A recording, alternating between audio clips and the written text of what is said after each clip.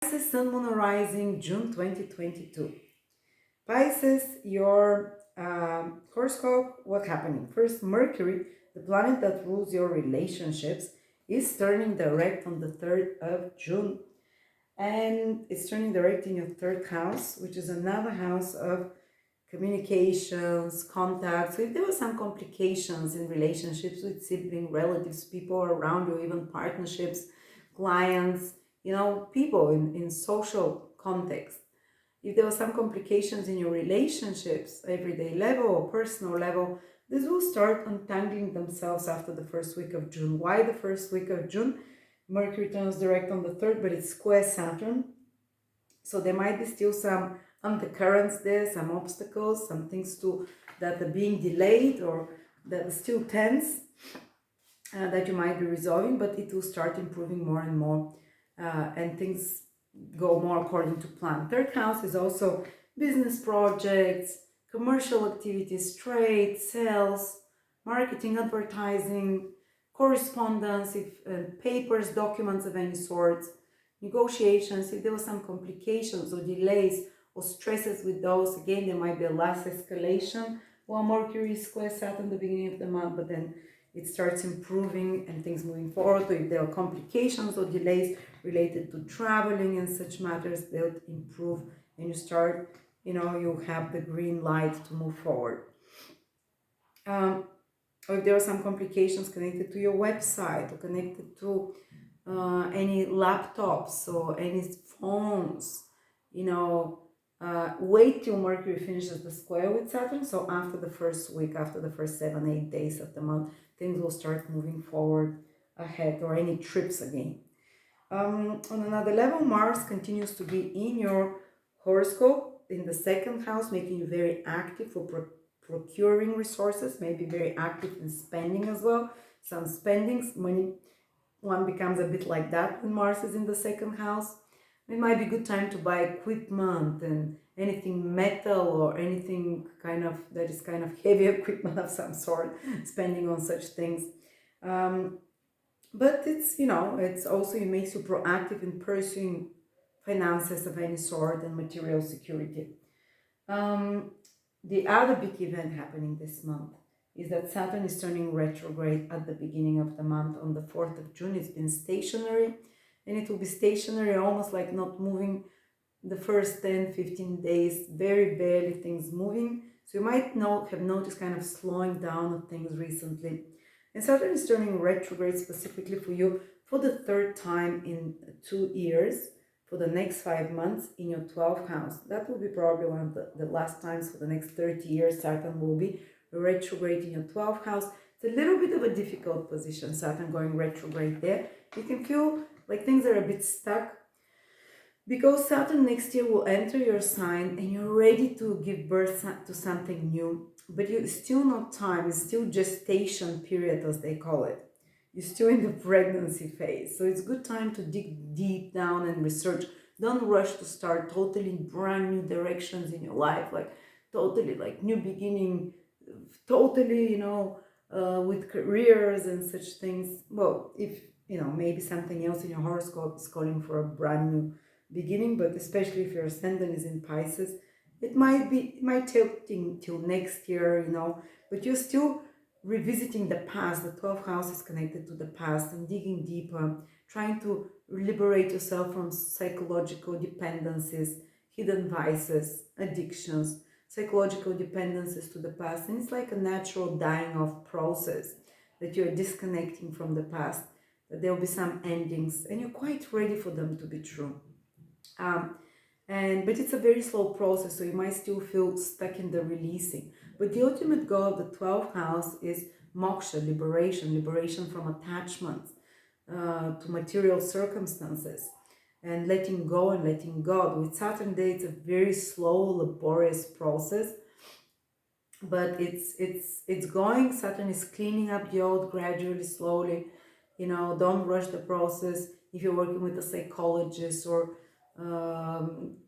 someone else into the mystical fields or into the fields of the psyche, the soul, it can be a slow process of shedding the old skin. Be patient with it, and a lot of You know, it can have Saturn retrograde can give you double the power to say no to addictive behaviors, to self-sabotaging behaviors, and to recognize them. Retrograde motion gives you a distancing, and kind of you become more introspective, but allows you to distance yourself from certain psychological, let's say, dependencies and weaknesses. See them from a different perspective and gradually work on releasing them. And by the time Saturn moves direct in your 12th house, you might be free from obsessions, from addictions, because you worked extra hard by having to say no consistently during the retrograde period. And it might not be just your own addictions, it can be saying no consistently to not only old habits that are self-sabotaging you, but to things that are, let's say, more someone else that is taking your life force, you know. So Saturn gives this power to do that. All right. And on the more material level, the 12th house is anything connected to hospitals, places of isolation, psychological or mental, and especially mental. Saturn in the 12th house can allow you to deal with some mental health issues, to work through them, to eliminate them gradually again. Probably by next year, you'd feel more and more released by that.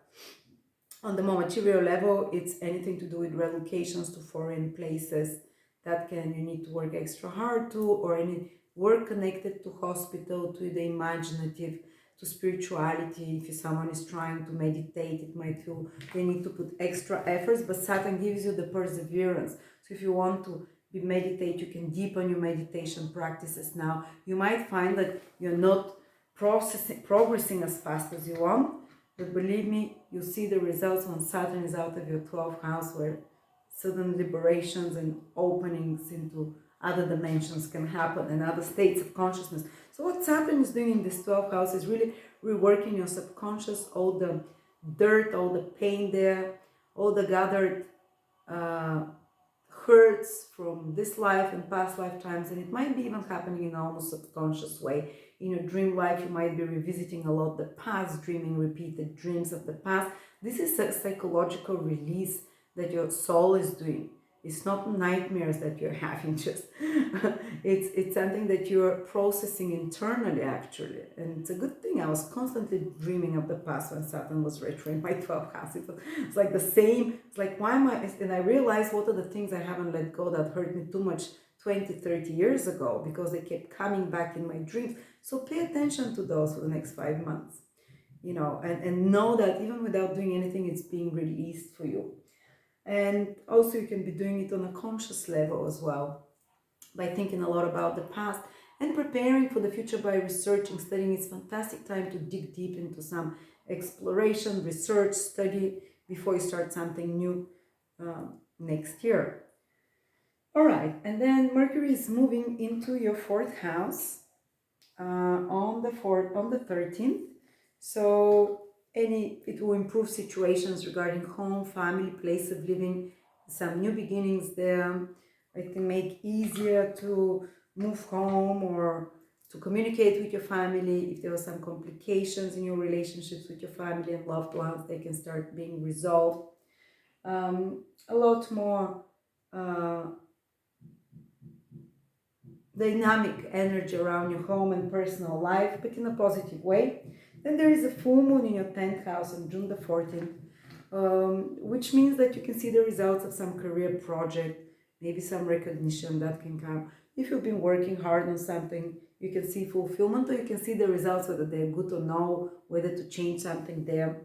There can be a spotlight on you, maybe career-wise, or even if you're not working, something that comes to fruition and culmination regarding your social public image, your reputation, your career as well, with authority figures or institutions, something that gets the green light or the go ahead.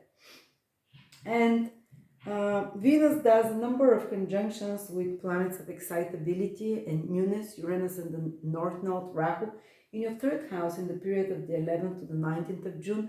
New relationships can appear, like more like on the new contacts, You can join new groups online, you can buy new laptops, you can get excited about new vehicle or some new trip to do, some new hobby, or to try something new, because third house is skills and interests that you've never tried before.